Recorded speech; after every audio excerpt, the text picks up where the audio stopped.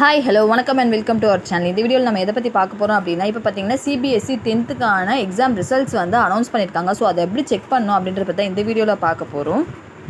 So CBSE 10th ஸ்டாண்டர்டோட results பார்த்திங்கன்னா அவங்களோட official வெப்சைட்டில் அனௌன்ஸ் பண்ணியிருக்காங்க. ஸோ அவங்களோட அஃபிஷியல் வெப்சைட்டான cbsc.gov.in இல்லை cbscresults.nic.in இது உள்ளே போய் நீங்கள் செக் பண்ணிங்கன்னா உங்களுக்கான ரிசல்ட்ஸை வந்து நீங்கள் செக் பண்ணிக்கலாம். ஸோ அவங்களோட அஃபிஷியல் வெப்சைட் உள்ளே போனோடனே உங்களுக்கு இது மாதிரி ஒரு பேஜ் ஒன்று ஓப்பன் ஆகும்.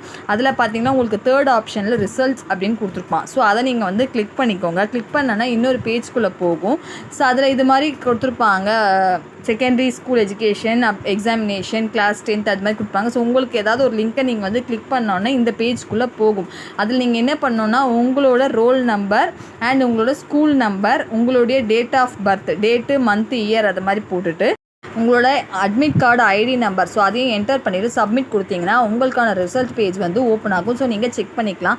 அண்ட் இதில் கேட்டிருக்க இந்த school number, admit card number இது எல்லாமே பார்த்தீங்கன்னா உங்களோட ஹால் டிக்கெட்லேயே இருக்கும். ஸோ எந்த டவுட்டுமே வேண்டாம், நீங்கள் அதை பார்த்து நீங்கள் வந்து என்டர் பண்ணிக்கலாம். ஹோப் இந்த இன்ஃபர்மேஷன் ரொம்பவுமே யூஸ்ஃபுல்லாக இருந்திருக்கும் நம்புகிறேன். இது மாதிரி ஃபர்தர் எஜுகேஷனல் அப்டேட்ஸ்க்கு மறக்காமல் நம்ம சேனலை சப்ஸ்கிரைப் பண்ணி வச்சுக்கோங்க. தேங்க்ஸ் ஃபார் வாட்சிங்.